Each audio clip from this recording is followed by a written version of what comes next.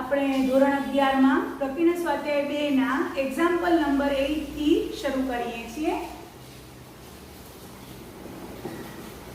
Example number 8 માં f વિધેય આપ્યું છે, ક્રમયુક્ત જોડ સ્વરૂપે ઘટકો આપ્યા છે f ના 1 1 2 3 0 -1 -1 -3 આવી રીતે f ના ચાર ઘટકો આપ્યા છે। એ z થી z પરનું વિધેય છે તથા fx બરાબર આપ્યું છે, સૂત્ર પણ આપ્યું છે લોકોએ ax b, ઘટકો પણ f ના આપ્યા છે ક્રમયુક્ત જોડ સ્વરૂપે અને સૂત્ર પણ આપ્યું છે। તો a અને b શોધો। આપણે a અને b શોધવાના છે। f પોતે ક્રમયુક્ત જોડ સ્વરૂપે ઘટકો સ્વરૂપે આપ્યું છે, z થી z પરનું વિધેય છે અને fx નું સૂત્ર પણ આપ્યું છે fx બરાબર ax b। તો સ્મોલ a અને સ્મોલ b ની કિંમત શોધવાની છે, તો લખવાનું છે કઈ રીતે શોધશું। તો અહીં કોઈ પણ બે ક્રમયુક્ત જોડ તમે લેશો, તો મેં 1 1 અને 2 3 લીધી છે। અહીં 1 1 belongs to f લેતા હવે તમને ખબર છે કે x બરાબર 1 માટે f of x બરાબર f of 1 બરાબર 1 આપેલું છે। તમને ખબર છે આ 1 તો આ f1, આ x તો fx, તો 1 તો f1 આપેલું છે। વળી તમને સૂત્ર આપ્યું છે fx બરાબર ax b પરથી x બરાબર 1 મૂકતા, એમાં x બરાબર 1 મૂકો તો f of 1 બરાબર 1 plus b, sorry a plus b। હવે આ f of 1 બરાબર 1 છે, નંબર 1 આપો, અહીંયા f of 1 બરાબર a plus b છે। સમજાયું બરોબર? આ 1 તો આ f1 તો ડાયરેક્ટ 1 આપેલું જ છે। વળી સૂત્ર આપ્યું છે fx બરાબર ax b, એમાં x બરાબર 1 મૂકતા, જેમાં x બરાબર 1 મૂકતા તો f of 1 બરાબર a into 1 plus b એટલે a plus b। therefore 1 અને 2 પરથી તમે શું કહી શકશો? 1 અને 2 પરથી આ પણ f of 1 છે, આ પણ f of 1 છે, તમે શું કહી શકશો? a plus b બરાબર 1।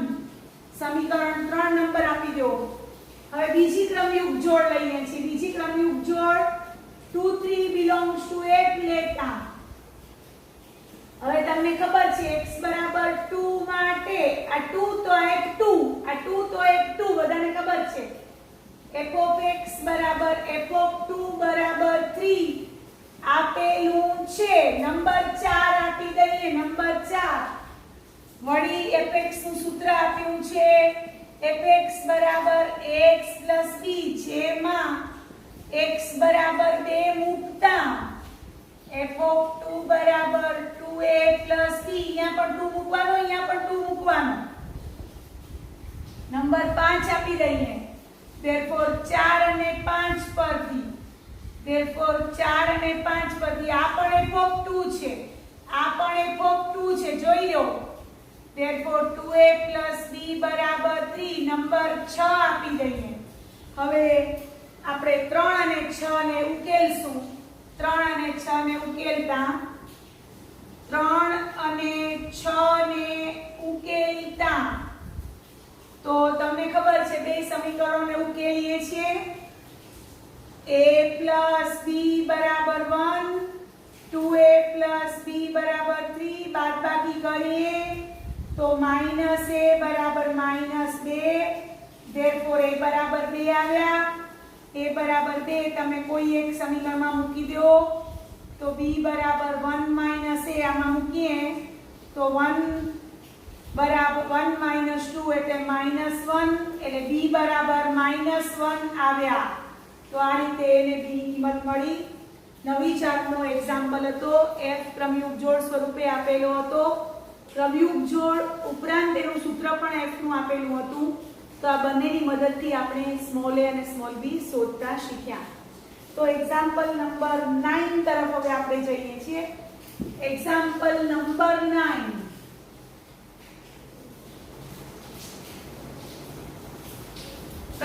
સ્વાધ્યાય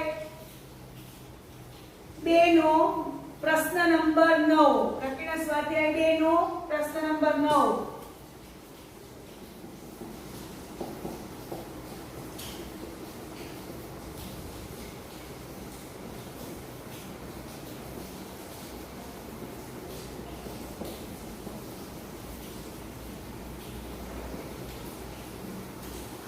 નંબર 9 ની રકમ છે r a n થી n પરનો સંબંધ છે r a n થી n પરનો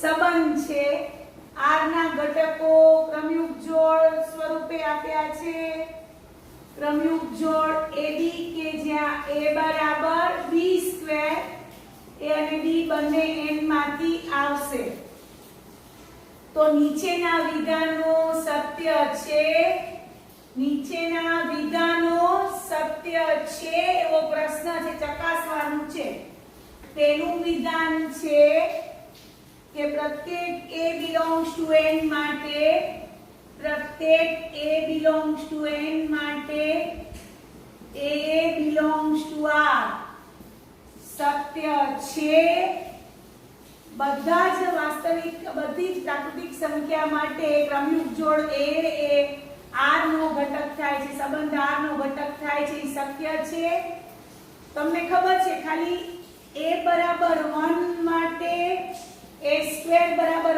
1 મળે છે therefore a બરાબર a સ્ક્વેર થાય છે ખાલી પરંતુ બીજા બાકીના બધા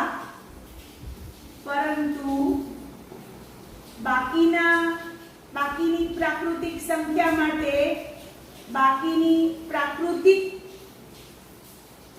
સંખ્યા માટે a is not equal to a square therefore a does not belongs to r અથવા આપેલું વિધાન અસત્ય છે તમને પ્રશ્ન પૂછ્યો છે કે આપેલું વિધાન સત્ય છે તો આપેલું વિધાન સત્ય નથી ખાલી n બરાબર 1 માટે જ સત્ય છે a બરાબર 1 માટે કારણ કે 1 નો વર્ગ 1 થાય બાકી બધી જ પ્રાકૃતિક સંખ્યા માટે a is not equal to a square therefore આપણે કહી શકીએ કે આપેલું વિધાન સત્ય નથી પ્રત્યેક માટે સત્ય નથી ખાલી n બરાબર a બરાબર 1 માટે જ સત્ય છે બીજું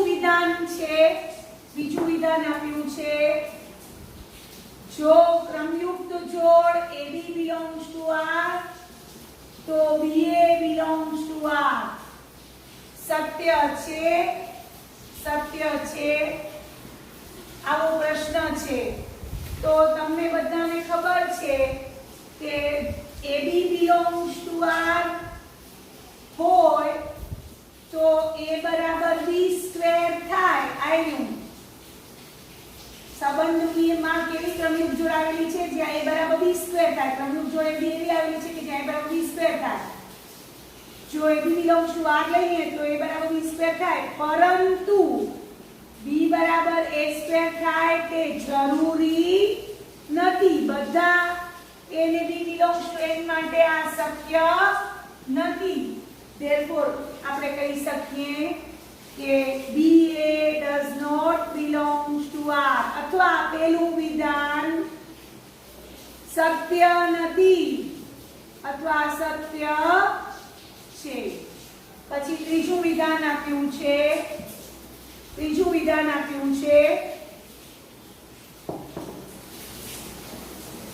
કે ab belongs to r તથા bc belongs to r તો ક્રમયુગ જોડ ac belongs to r સત્ય છે એવો પ્રશ્ન છે તો ચેક કરીએ અહીં ab belongs to r therefore a બરાબર b સ્ક્વેર તથા bc belongs to r therefore b બરાબર c સ્ક્વેર થાય ab belongs to r તો a બરાબર b સ્ક્વેર થાય bc belongs to r તો b બરાબર c સ્ક્વેર થાય therefore a બરાબર b ની જગ્યાએ c સ્ક્વેર મૂકો તો c સ્ક્વેર નો સ્ક્વેર એટલે c ની 4 ઘાત થાય therefore a is not equal to c square therefore તમને ખબર પડી ગઈ કે c does not belongs to r એટલે આપણે લખશું કે આ આપેલું વિધાન સત્ય નથી અથવા અસત્ય છે. a બરાબર c² થાય તો જ સત્ય આપે. a બરાબર c ની 4 ઘાત થાય છે એટલે આ વિધાન સત્ય નથી. આમ આપેલા સંબંધ જે n થી n પરનો સંબંધ છે એ સંબંધ માટે નીચેના ત્રણ વિધાનો અસત્ય સાબિત થાય છે. હવે આપણે પહોંચ્યા છીએ એક્ઝામ્પલ નંબર 10 માં. એક્ઝામ્પલ નંબર 10 ની રકમ છે ઘણ a બરાબર 1 2 3 4 આપ્યા છે. ઘણ a બરાબર 1 2 3 4 આપ્યા છે. ઘણ b બરાબર આપ્યા છે 1 5 9 11 1 5 9 11 15 16 આ ઘણ b બરાબર આપ્યા છે. હવે f ના ઘટકો પણ આપ્યા છે. વિધાય f ના ઘટકો ક્રમયુક્ત જોડ સ્વરૂપે આપ્યા છે.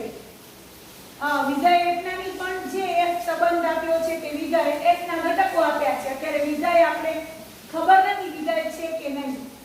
આપણે ખાલી f ના ઘટકો ક્રમયુક્ત જોડ સ્વરૂપે 1 5 2 9 3 1 4 5 2 11 આવી રીતે f ના ઘટકો આપ્યા છે. તો નીચેના વિધાનો સત્ય છે. તો પહેલું વિધાન છે f એ a થી b પરનો સંબંધ છે. f એ a થી b પરનો સંબંધ છે. તો આ વિધાન આપણે જોવાનું સંબંધ છે કે નહીં. તો આપણે ખબર છે કે નેચરલી સંબંધ એટલે શું? તો a ક્રોસ b નો ઉપગણ. તો નેચરલી અહીંયા દેખાય છે કે a ક્રોસ b નો અહીં f is a subset of a cross b થાય છે. f જે ઘટકો સ્વરૂપે આપ્યો છે ક્રમયુક્ત જોડ સ્વરૂપે એ a cross b નો ઉપગણ છે. પહેલો ઘટક પહેલા ગણમાંથી આવે છે ક્રમયુક્ત જોડનો અને બીજો ઘટક બીજા ગણમાંથી આવે છે. એટલે ચોક્કસ f is a subset of a cross b થાય છે. therefore f એ a થી b પરનો સંબંધ છે. હવે બીજો પ્રશ્ન છે કે f એ a થી b પરનું વિધેય છે. a થી b પરનું વિધેય છે એવો પ્રશ્ન છે. તો આપણે ખબર છે કે x બરાબર 2 belongs to a માટે f(2) બરાબર 9 અને x બરાબર a belongs to a માટે f(2) બરાબર 11 મળે છે. એટલે કે x બરાબર 2 માટે બે પ્રતિબિંબો મળે છે. therefore f એ a થી b પરનું વિધેય નથી. કારણ કે વિધેયની વ્યાખ્યા છે કે પ્રદેશના પ્રત્યેક ઘટકને અનુરૂપ અનન્ય પ્રતિબિંબ મળવું જોઈએ. તો અહીંયા બંને પ્રતિબિંબ અલગ અલગ મળે છે. આ 2 સાથે 9 અને 2 સાથે 11. આ 2 તો આ f2, આ 2 તો આ f2. તો f2 9 છે, f2 11 છે. એટલે આપણે કહી શકીએ કે આ સંબંધ છે પરંતુ વિધેય નથી. તો એક્ઝામ્પલ નંબર 10 નો આપણે કર્યો. હવે એક્ઝામ્પલ નંબર 11 માં જઈએ છીએ. એક્ઝામ્પલ નંબર 11 સ્વાધ્યાય 2 તકનીક સ્વાધ્યાય 2 નો પ્રશ્ન નંબર 11 આપણે કરવા જઈ રહ્યા છીએ. પ્રશ્ન નંબર 11 ની રકમ છે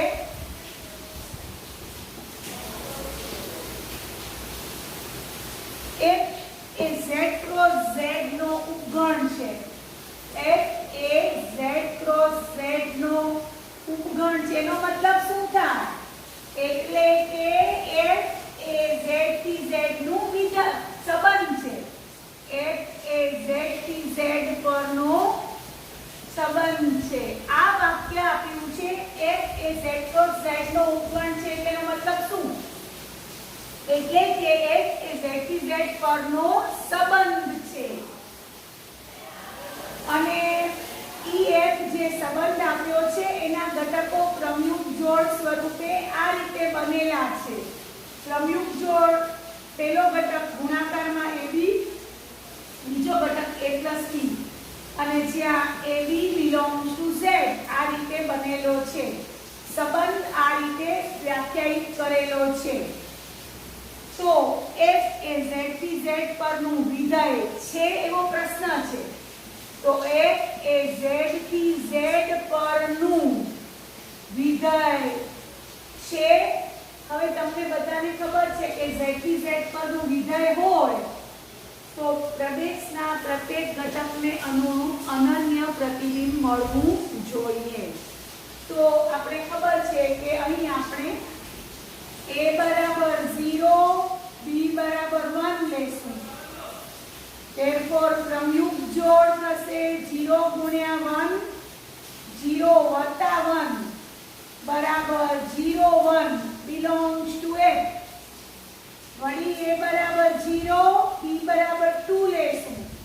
તો પ્રમુખ જોડ 0 ગુણ્યા 2 અલ્પવિરામ 0 વત્તા 2 એટલે 0 2 belongs to f આ રીતે મળશે. therefore આપણે શું કહી શકશું કે પહેલો ઘટક જે છે શૂન્ય એને અનુરૂપ પ્રતિબિંબ 1 મળ્યું અને વળી શૂન્યને અનુરૂપ પ્રતિબિંબ 2 મળ્યું. તો લખશું કે અહીં x બરાબર 0 માટે અહીં x બરાબર 0 માટે બે અલગ અલગ પ્રતિબિંબ f0 બરાબર 1 અને f0 બરાબર 2 મળે છે.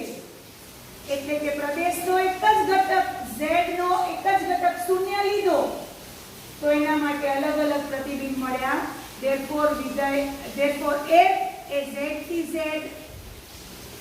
પરનું વિધેય નથી, સંબંધ છે પણ વિધેય નથી. સંબંધ છે ચોક્કસ પરંતુ વિધેય નથી. તો આ રીતે આપણે એક્ઝામ્પલ નંબર 11 કર્યો. હવે એક્ઝામ્પલ નંબર 12 આ ચેપ્ટરનો છેલ્લો દાખલો છે જે આપણે કરવા જઈ રહ્યા છીએ. 12મો દાખલો પ્રકૃતિ સ્વાધ્યાય 2 એનો 12મો દાખલો આપણે કરવા જઈ રહ્યા છીએ. એક્ઝામ્પલ 12 ની રકમ છે એક્ઝામ્પલ 12 પ્રશ્ન નંબર 12. ગણ A આપ્યો છે 9 10 11 12 13. ગણ A ના ઘટકો છે 9 10 11 12 13 અને f a થી n પરનું વિધેય છે. f છે a થી n પરનું વિધેય છે. f a થી n પરનું વિધેય છે તથા એની વ્યાખ્યા પણ આપી છે, એનું સૂત્ર પણ આપ્યું છે. f of n બરાબર n નો મહત્તમ અવિભાજ્ય અવયવ. n નો મહત્તમ અવિભાજ્ય અવયવ. તો રેન્જ ઓફ f શોધો. તો f નો વિસ્તાર શોધવાનો છે. હવે આવી રીતે f વ્યાખ્યાયિત આપી છે. f of n બરાબર n નો મહત્તમ અવિભાજ્ય અવયવ. હવે આ n છે n એની પ્રદેશમાંથી આવે. પ્રદેશ એટલે આવ્યો a. તો લખીશ n બરાબર 9 belongs to a માટે 9 લીધા a માંથી. f of 9 બરાબર 9 નો મહત્તમ અવિભાજ્ય અવયવ. હવે 9 ના અવયવો 3 ગુણ્યા 3 તો એનો મહત્તમ અવિભાજ્ય અવયવ 3 થશે. n બરાબર 10 belongs to a માટે f of 10 તો 10 નો મહત્તમ અવિભાજ્ય અવયવ 10 ના અવયવો પાડશું 2 ગુણ્યા 5 તો એનો મહત્તમ 2 અને 5 માં મોટામાં મોટો કયો તો 5. પછી n બરાબર 11 belongs to a માટે f of 11 તો 11 નો મહત્તમ અવિભાજ્ય અવયવ તો 11 પોતે, કારણ કે 11 પોતે અવિભાજ્ય સંખ્યા છે. 11 ગુણ્યા 1 લખવું તો લખાય, બાકી 11 પોતે જ અવિભાજ્ય સંખ્યા છે. હવે n બરાબર 12 લો તો n બરાબર 12 belongs to n માટે f of 12 બરાબર 12 નો મહત્તમ અવિભાજ્ય અવયવ. 12 ના અવયવો પાડશું 2 મોટામાં મોટો એટલે 3 અને છેલ્લે 13 આવશે n બરાબર 13 બિલોંગ ટુ a માટે f of 13 તો 13 નો મહત્તમ અવિભાજ્ય અવયવ 13 પાછો અવિભાજ્ય સંખ્યા છે તો અવિભાજ્ય સંખ્યા એટલે 13 ગુણ્યા 1 એટલે 13 જ આવશે હવે તમને ખબર પડી કે આ વિસ્તારના ઘટકો બને છે પ્રદેશના આયરા તો therefore range of f બરાબર f નો વિસ્તાર બરાબર 3 5 11 3 13 તો 3 બે વાર આવે છે તો આપણે એકવાર લખશું 3 5 11 13 તો આ રીતે આપણે આપેલા વિધેય f નો વિસ્તાર શોધ્યો તો આ રીતે આપણે સંબંધ અને વિધેય ચેપ્ટર અહીંયા પૂરું કરીએ છીએ તો તમને બધાને જો મારો વિડિયો પસંદ આવ્યો હોય તો લાઈક કરજો શેર કરજો અને મારી ચેનલને સબસ્ક્રાઇબ કરજો